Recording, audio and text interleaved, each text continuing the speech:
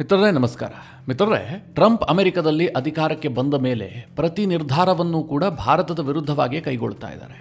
ಅವರ ಟ್ಯಾರಿಫ್ ನೀತಿ ಇರಬಹುದು, ಭಾರತ ರಷ್ಯಾದಿಂದ ತೈಲ ಖರೀದಿಸ್ತಾ ಇದೆ ಅಂತ ಅಡಿಷನಲ್ ಆಗಿ 25% ಟ್ಯಾರಿಫ್ ಹಾಕಿದ್ದಿರಬಹುದು, ರೆಮಿಟೆನ್ಸ್ ಮೇಲೆ ಟ್ಯಾಕ್ಸ್ ಹಾಕಿದ್ದಿರಬಹುದು, H1B ವೀಸಾದ ಮೇಲೆ ಶುಲ್ಕ ವಿಧಿಸುವಂತಹ ಇತ್ತೀಚಿನ ನಿರ್ಧಾರಗಳಿರಬಹುದು. ಟ್ರಂಪ್ ಭಾರತವನ್ನು ಕಾಡದಷ್ಟು ಇನ್ಯಾವ ದೇಶವನ್ನು ಕೂಡ ಕಾಡ್ತಾ ಇಲ್ಲ. ಅಷ್ಟರ ಮಟ್ಟಿಗೆ ಭಾರತವನ್ನು ಟಾರ್ಗೆಟ್ ಮಾಡಿದ್ದಾರೆ. ಟ್ರಂಪ್ ಇಷ್ಟೆಲ್ಲ ಮಾಡ್ತಾ ಇದ್ರೂ ಕೂಡ ಭಾರತ ಯಾವುದಕ್ಕೂ ರಿಯಾಕ್ಟ್ ಮಾಡ್ತಾ ಇಲ್ಲ. ಟ್ರಂಪ್ ಭಾರತದ ಎಕಾನಮಿಯನ್ನ ಡೆಡ್ ಎಕಾನಮಿ ಅಂತ ಕರೆದು ಭಾರತವನ್ನು ಪ್ರವೋಕ್ ಮಾಡುವಂತಹ ಕೆಲಸ ಮಾಡಿದ್ರೂ ಕೂಡ ಭಾರತ ಸರ್ಕಾರ ಅದಕ್ಕೆ ತಲೆನೇ ಕೆಡಿಸ್ಕೊಂಡಿಲ್ಲ. ಒಂದು ಹಂತದಲ್ಲಿ ಟ್ರಂಪ್ ಅವರನ್ನ ಚಡಪಡಿಸುವಂತೆ ಮಾಡಿಬಿಟ್ಟಿತ್ತು. ಯಾಕೆ ಭಾರತ ರಿಯಾಕ್ಟ್ ಮಾಡ್ತಿಲ್ಲ ಅನ್ನುವಂಥದ್ದೇ ಇಡೀ ಟ್ರಂಪ್ ಟೀಮ್ಗೆ ಒಂದು ಪ್ರಶ್ನೆ ಆಗಿಬಿಟ್ಟಿತ್ತು. ಹಾಗಾದರೆ ನಾವು ಕೈಗೊಳ್ಳುತ್ತಾ ಇರುವಂತಹ ಭಾರತ ವಿರೋಧಿ ನೀತಿಗಳು ಯಾವುದೂ ಸಹ ಭಾರತ ಸರ್ಕಾರದ ಮೇಲೆ ಏನೂ ಪ್ರಭಾವ ಬೀರ್ತಾ ಇಲ್ವಾ?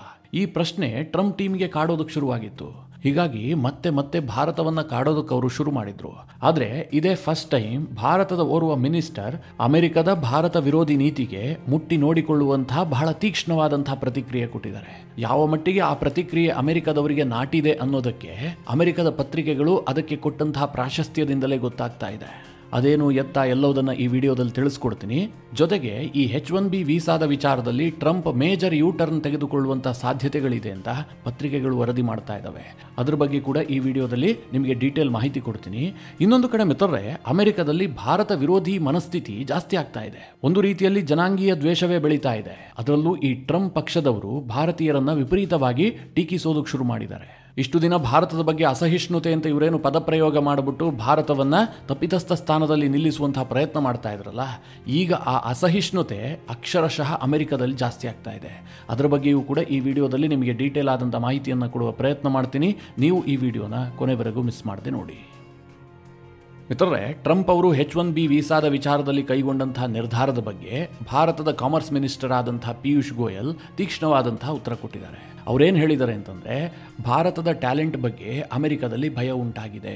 ಈ H1B ವೀಸಾ ವಿಚಾರದಲ್ಲಿ ಅಮೆರಿಕ ಈ ನಿರ್ಧಾರ ಕೈಗೊಳ್ಳೋದ್ರ ಹಿಂದೆ ಇರುವಂತಹದ್ದಿಷ್ಟೇ, ಅವರಿಗೆ ನಮ್ಮ ಟ್ಯಾಲೆಂಟ್ ಕಂಡ್ರೆ ಭಯ. ಯಾವಾಗ ಪಿಯೂಷ್ ಗೋಯಲ್ ಅವರು ಈ ರೀತಿಯಾದಂತಹ ಹೇಳಿಕೆಯನ್ನು ಕೊಟ್ಟರು, ಇದನ್ನು ಅಮೆರಿಕದ ಫಾಕ್ಸ್ ನ್ಯೂಸ್ ಕವರ್ ಮಾಡಿದೆ, ದಿ ಗಾರ್ಡಿಯನ್ ಸಹ ಕವರ್ ಮಾಡಿದೆ. ಅಮೆರಿಕದ ಪತ್ರಿಕೆಗಳಲ್ಲಿ ವಿಪರೀತವಾಗಿ ಇದರ ಬಗ್ಗೆ ಚರ್ಚೆ ಆಗಿದೆ. ಅಮೆರಿಕದ ಮಾಧ್ಯಮಗಳು ಟ್ರಂಪ್ ಸರ್ಕಾರದ ಕೆಲ ಪ್ರತಿನಿಧಿಗಳ ಜೊತೆಗೆ ಈ ಪ್ರಶ್ನೆಯನ್ನು ಕೂಡ ಕೇಳಿದೆ. ನಿಜವಾಗ್ಲೂ ಹೌದಾ? ಭಾರತದ ಪ್ರತಿಭೆಗಳಿಗೆ ಹೆದರಿಕೊಂಡೇ ನೀವು ಈ ನಿರ್ಧಾರ ಕೈಗೊಂಡಿದ್ದೀರಾ? ಏನು ಕಾರಣ? ಹೀಗೆಲ್ಲ ಪ್ರಶ್ನೆ ಕೇಳೋದಕ್ಕೆ ಶುರು ಮಾಡಿದರೆ ಅಮೆರಿಕದಲ್ಲಿ ಇದು ಚರ್ಚೆಯ ವಿಚಾರವಾಗಿದೆ. ಇದಕ್ಕೆ ಮುಂದುವರೆದು ದಿ ಗಾರ್ಡಿಯನ್ ಯಾವ ರೀತಿಯಾಗಿ ಆರ್ಟಿಕಲ್ ಅನ್ನು ಪಬ್ಲಿಷ್ ಮಾಡಿದೆ ಅಂತಂದರೆ, ಈ H1B ವೀಸಾದ ನಿರ್ಧಾರ ಇದೆಯಲ್ಲ, ಇದು ಬೇರೆ ದೇಶಗಳಿಗಿಂತ ಹೆಚ್ಚಾಗಿ ಅಮೆರಿಕಾಗೆ ನಷ್ಟವನ್ನು ತಂದಿಡುತ್ತೆ. ಅದರಲ್ಲೂ ಮುಖ್ಯವಾಗಿ ಅಮೆರಿಕದ ದೈತ್ಯ ಟೆಕ್ ಕಂಪನಿಗಳು ಇದಕ್ಕೆ ಬಲಿಯಾಗ್ತವೆ. ಬಹುತೇಕ ಟೆಕ್ ಕಂಪನಿಗಳು ನಡೀತಾ ಇದ್ದಿದ್ದೇ ಈ H1B ವೀಸಾದ ಆಧಾರದಲ್ಲಿ. ಅಂದರೆ ವಿದೇಶದಿಂದ ಬರುವಂತಹ ಟ್ಯಾಲೆಂಟ್ಗಳನ್ನು ಆಧರಿಸಿಯೇ ಕಂಪನಿಯನ್ನು ನಡೆಸಲಾಗ್ತಾ ಇತ್ತು. ಈಗ ಅದನ್ನೇ ಬಂದ್ ಮಾಡಿದ್ದೆ ಆದರೆ ಅಮೆರಿಕದ ಟೆಕ್ ಕಂಪನಿಗಳಿಗೆ ಭಾರಿ ನಷ್ಟ ಆಗುತ್ತೆ. ಇನ್ಯಾವುದೋ ಕಂಪನಿಗಳು ಅದರಿಂದ ಲಾಭ ಮಾಡ್ಕೊಳ್ತವೆ. ಇದು ಅಮೆರಿಕಾಗೆ ಲಾಭ ಆಗೋದಿಲ್ಲ ಅಂತ ಹೇಳಿ ದಿ ಗಾರ್ಡಿಯನ್ ತನ್ನ ವರದಿಯಲ್ಲಿ ಪ್ರಕಟಿಸಿದೆ. ಅಂದರೆ ಟ್ರಂಪ್ ಕೈಗೊಂಡಂತಹ ನಿರ್ಧಾರದ ಬಗ್ಗೆ ಯಾರಿಗೂ ಕೂಡ ಸಹಮತ ಇಲ್ಲ. ಕಂಪನಿಗಳು ಸಹಜವಾಗಿ ಒತ್ತಡಕ್ಕೀಡಾಗಿದ್ದಾವೆ. ಇನ್ನೊಂದು ಕಡೆ ಸ್ವಲ್ಪ ಆರ್ಥಿಕತೆಯ ಬಗ್ಗೆ ಯೋಚನೆ ಇರುವಂಥವರು ಕೂಡ ಈ ನಿರ್ಧಾರ ಸರಿಯಲ್ಲ, ಇದು ನಮ್ಮನ್ನೇ ಸುಡುತ್ತೆ ಅಂತ ಅವ್ರು ಹೇಳೋದಕ್ಕೆ ಶುರು ಮಾಡಿದ್ದಾರೆ. ಆದರೆ ಟ್ರಂಪ್ ಏನು ಮಾಡ್ತಾ ಇದ್ದಾರೆ ಗೊತ್ತಾ? ಅವರಿಗೆ ಮುಖ್ಯ ಆಗಿರುವಂಥದ್ದು ತನ್ನ ವೋಟ್ ಬೇಸನ್ನು ಖುಷಿಪಡಿಸುವಂತಹದ್ದು. ಟ್ರಂಪ್ ಯಾವಾಗ H1B ವೀಸಾಗೆ $1,00,000 ಫೀಯನ್ನು ವಿಧಿಸ್ತೀನಿ ಅಂತ ಘೋಷಣೆ ಮಾಡಿದ್ರು, ಅವರ ಬೆಂಬಲಿಗರು ವಿಪರೀತವಾಗಿ ಖುಷಿ ಪಟ್ಬಿಟ್ರು. ಸೋಷಿಯಲ್ ಮೀಡಿಯಾದಲ್ಲಿ ಈ ಬಗ್ಗೆ ಸಾಕಷ್ಟು ಚರ್ಚೆ ಆಗ್ಬಿಡ್ತು. ಟ್ರಂಪ್ ಅನ್ನ ಬಹಳ ದೊಡ್ಡ ನಾಯಕ ಅಂತ ಗುಣಗಾನ ಮಾಡಿಬಿಟ್ರು. ಇನ್ನೆಲ್ಲಾ ಉದ್ಯೋಗಗಳು ಕೂಡ ಅಮೆರಿಕನ್ನರಿಗೆ ಸಿಗುತ್ತೆ ಅಂತ ಅವರು ಸಂಭ್ರಮಿಸಿದ್ರು. ಆದರೆ ಯಾವಾಗ ಟ್ರಂಪ್ ಒಂದರ ಮೇಲೆ ಒಂದು ಯೂಟರ್ನ್ ಅನ್ನು ತೆಗೆದುಕೊಳ್ಳೋದಕ್ಕೆ ಶುರು ಮಾಡಿದ್ರು, ಇದು ಅವರ ಬೆಂಬಲಿಗರಿಗೆ ಹಿಡಿಸ್ತಾ ಇಲ್ಲ. ಹೀಗಾಗಿ ಅವರು ಭಾರತೀಯರನ್ನ ಟಾರ್ಗೆಟ್ ಮಾಡೋದಕ್ಕೆ ಶುರು ಮಾಡಿದ್ದಾರೆ. ಭಾರತೀಯರ ಬಗ್ಗೆ ಅವಹೇಳನಕಾರಿಯಾದಂತಹ ಹೇಳಿಕೆ ಕೊಡೋದಕ್ಕೆ ಶುರು ಮಾಡಿದ್ದಾರೆ. ಈಗ ಭಾರತದ commerce minister Piyush Goyal statement ಬಗ್ಗೆಯೂ ಕೂಡ ಅಷ್ಟೇ. ಅಮೆರಿಕನ್ಸ್ ಯಾವ ರೀತಿಯಾಗಿ ಕಮೆಂಟ್ ಮಾಡ್ತಾ ಇದ್ದಾರೆ ಅಂತಂದ್ರೆ, ನಮಗೆ ನಿಮ್ಮ ಪ್ರತಿಭೆಗಳ ಮೇಲೆ ಯಾವುದೇ ಭಯ ಇಲ್ಲ. ನೀವು ಅತ್ಯಂತ ಕಡಿಮೆ ಸಂಬಳಕ್ಕೆ ಬಂದು ನಮ್ಮಲ್ಲಿ ಕೆಲಸ ಮಾಡ್ತೀರಿ, ಅದೇ ಕಾರಣಕ್ಕೋಸ್ಕರವಾಗಿ ಭಾರತೀಯರನ್ನ ಕರೆಸ್ಕೊಳ್ತಾ ಇದ್ರು. ಬಹಳ ಚೀಪ್ ಎಂಪ್ಲಾಯೀಸ್ ಅಂತಲ್ಲ ಅವರು ಕಮೆಂಟ್ ಹಾಕ್ತಾ ಇದ್ದಾರೆ. ಇಷ್ಟು ದಿನ ಭಾರತೀಯರ ವಿರುದ್ಧವಾಗಿ ಆಕ್ರೋಶವನ್ನ ತಮ್ಮ ಒಡಲಿನಲ್ಲಿ ಇಟ್ಕೊಂಡಿದ್ರಲ್ಲ, ಅದೆಲ್ಲವುದನ್ನ ಈಗ ಕಾಮೆಂಟ್ ರೂಪದಲ್ಲಿ ಕಕ್ಕುತ್ತಾ ಇದ್ದಾರೆ ಅಷ್ಟೇ. ಯಾಕೆ ಅವ್ರಿಗೆ ಭಾರತೀಯರ ಮೇಲೆ, ಭಾರತೀಯ ಟ್ಯಾಲೆಂಟ್ಸ್ಗಳ ಮೇಲೆ ಅಷ್ಟೊಂದು ದ್ವೇಷ ಅಂತಂದ್ರೆ, ನಾನು ಹಿಂದಿನ ವಿಡಿಯೋದಲ್ಲಿ ನಿಮಗೆ ತಿಳಿಸ್ಕೊಟ್ಟಿದ್ದೆ. ಅಮೆರಿಕದ ದೈತ್ಯ ಕಂಪನಿಗಳಲ್ಲಿ ಇವತ್ತು ಬಹುತೇಕರು ಕೆಲಸ ಮಾಡ್ತಾ ಇರುವಂತಹದ್ದು ವಿದೇಶಿ ಎಂಪ್ಲಾಯೀಸೇ, ಅದರಲ್ಲೂ ಕೂಡ ಭಾರತೀಯರು. 2024ರಲ್ಲಿ ಸರಿಸುಮಾರು 4 ಲಕ್ಷದಷ್ಟು H1B ವೀಸಾ ಜಾರಿ ಆದರೆ ಅದರಲ್ಲಿ ಭಾರತೀಯರೇ 71% ತೆಗೆದುಕೊಂಡಿದ್ದಾರೆ. ನೀವು ದೊಡ್ಡ ದೊಡ್ಡ IT ಕಂಪನಿಗಳನ್ನು ಅಮೆರಿಕದಲ್ಲಿ ಪಟ್ಟಿ ಮಾಡಿ ಅದರಲ್ಲಿ ಭಾರತೀಯರು ಎಷ್ಟು ಜನ ಇದ್ದಾರೆ ನೋಡೋದಾದ್ರೆ ಒಂದೊಂದು ಕಂಪನಿಯಲ್ಲಿ 3,000 ಜನ 4,000 ಜನ ಭಾರತೀಯ ಎಂಪ್ಲಾಯೀಸ್ಗಳಿದ್ದಾರೆ. ಕೆಲ ಕಂಪನಿಗಳಲ್ಲಿ ಅದಕ್ಕಿಂತ ಜಾಸ್ತಿ ಇದ್ದಾರೆ. ಈ ವಿಚಾರದಲ್ಲಿ ಅಮೆರಿಕನ್ಸ್ ಪರಿಸ್ಥಿತಿ ಹೇಗಾಗಿದೆ ಅಂತಂದ್ರೆ ನಿಮಗೆ ಬೆಂಗಳೂರಿನ ಕಂಪನಿಗಳ ಉದಾಹರಣೆಯನ್ನೇ ಕೊಟ್ಟರೆ ಗೊತ್ತಾಗಬಹುದು ಅಂತ ನಾನು ಭಾವಿಸಿದ್ದೀನಿ. ಈಗ ಬೆಂಗಳೂರಿನಲ್ಲಿ IT ಕಂಪನಿಗಳಿದ್ದಾವೆ. ಇಲ್ಲಿ ಕನ್ನಡಿಗರಿಗೆ ಯಾವ ರೀತಿಯಾದಂತಹ ಆಕ್ರೋಶ ಇರುತ್ತೆ. ನಾ ತುಂಬಾ ಜನರು ಮಾತನಾಡೋದನ್ನ ಗಮನಿಸಿದ್ದೀನಿ. ಎಲ್ಲ ಬರೀ ಬೇರೆ ಭಾಷೆಯವರೇ ಇದ್ದಾರೆ, ಕನ್ನಡಿಗರೇ ಇಲ್ಲ. ನಮ್ಮ ಟೀಮ್ ಹೆಡ್ ನಾರ್ತಿ, ಇನ್ಯಾರೊಬ್ರು ಗುಜರಾತಿ. ಕನ್ನಡಿಗರಿಗೆ ಬಹಳ ಕಷ್ಟ ರೀ. ಅವ್ರದೇ ಆದಂತಹ ಒಂದು ಇಕೋಸಿಸ್ಟಮ್ ಬಿಲ್ಡ್ ಮಾಡ್ಕೊಂಡಿದ್ದಾರೆ. ನಮಗಲ್ಲಿ ಎಂಟ್ರಿನೇ ಇರೋದಿಲ್ಲ.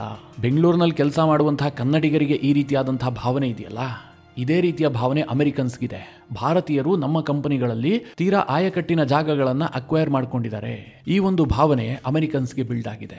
ಆದರೆ ಅಮೆರಿಕದ ಕಂಪನಿಗಳ ಲೆಕ್ಕಾಚಾರ ಏನು ಅಂತ ನಿಮಗೆಲ್ಲ ಗೊತ್ತೇ ಇದೆ.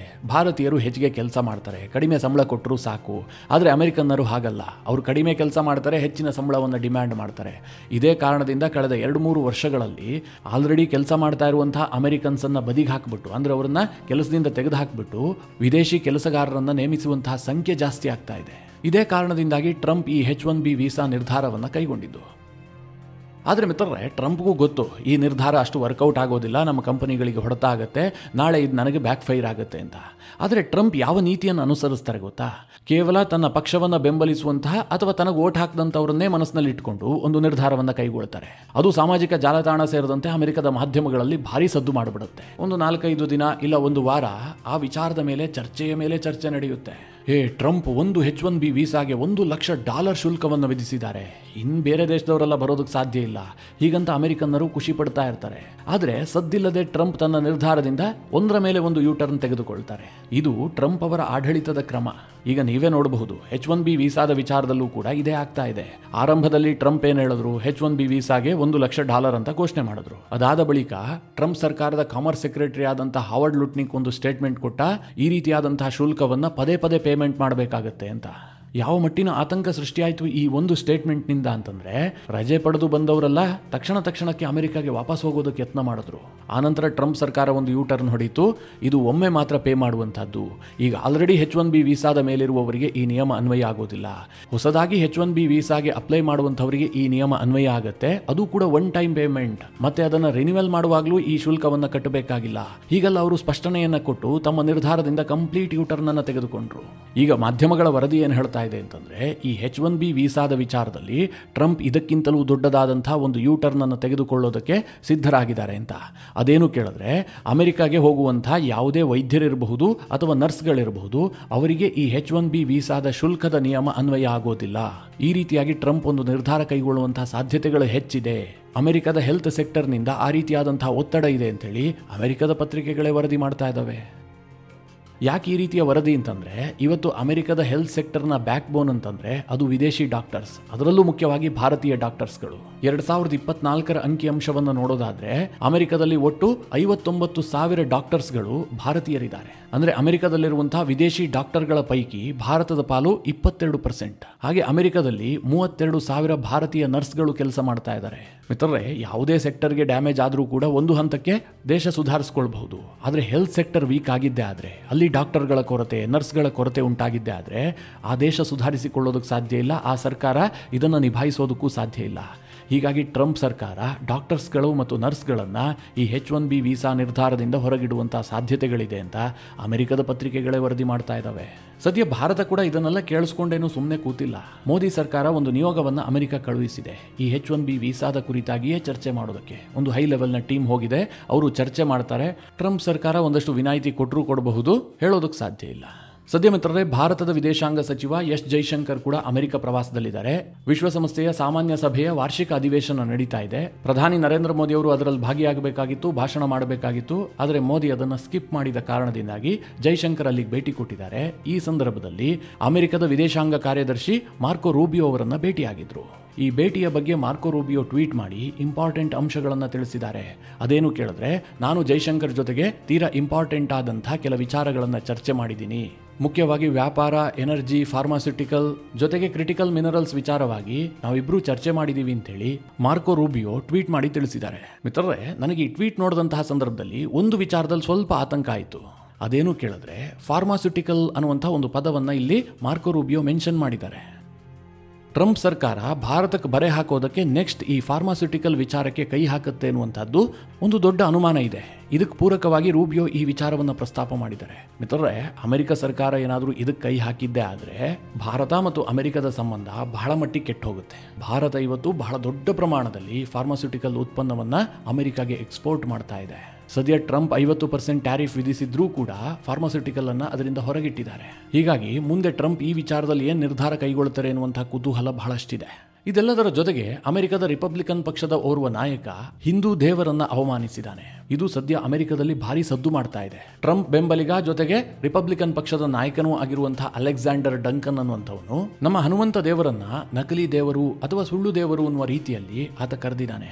ಅಮೆರಿಕದ ಟೆಕ್ಸಾಸ್ ರಾಜ್ಯದಲ್ಲಿರುವಂತಹ ಶುಗರ್ ಲ್ಯಾಂಡ್ ಅನ್ನುವಂತಹ ಪ್ರದೇಶದಲ್ಲಿ ಅಷ್ಟಲಕ್ಷ್ಮಿ ದೇವಸ್ಥಾನ ಇದೆ. ಆ ದೇವಸ್ಥಾನದ ಆವರಣದಲ್ಲೇ 90 ಅಡಿ ಎತ್ತರದ ಒಂದು ಬಜರಂಗ ಬಲಿ ಪ್ರತಿಮೆಯನ್ನ ಅಲ್ಲಿ ನಿರ್ಮಾಣ ಮಾಡಲಾಗಿದೆ. ಬಹಳ ಭವ್ಯವಾಗಿ ಆ ಪ್ರತಿಮೆಯನ್ನ ಭಾರತೀಯರೆಲ್ಲ ಸೇರ್ಕೊಂಡು ನಿರ್ಮಾಣ ಮಾಡಿರೋದು. ಏನು ಅಮೆರಿಕ ಸರ್ಕಾರ ದುಡ್ಡು ಕೊಟ್ಟು ಆ ಪ್ರತಿಮೆಯನ್ನ ನಿರ್ಮಿಸಿರೋದಲ್ಲ. ಅದನ್ನು ನೋಡ್ಬಿಟ್ಟು ಈ ಅಲೆಕ್ಸಾಂಡರ್ ಡಂಕನ್ಗೆ ಸಹಿಸಿಕೊಳ್ಳೋದಕ್ಕಾಗಿಲ್ಲ. ನಮ್ಮ ಅಮೆರಿಕ ಕ್ರಿಶ್ಚಿಯನ್ ರಾಷ್ಟ್ರ, ಇಲ್ಲಿ ಈ ಸುಳ್ಳು ದೇವರ ಪ್ರತಿಮೆಗೆ ಯಾಕೆ ಅವಕಾಶ ಕೊಟ್ಟಿದ್ದು ಹೀಗಂತ ಆತ ಸೋಷಿಯಲ್ ಮೀಡಿಯಾದಲ್ಲಿ ಒಂದು ಪೋಸ್ಟ್ ಹಾಕಿ ಹಿಂದೂಗಳ ಭಾವನೆಯನ್ನ ಕೆರಳಿಸಿದ್ದ.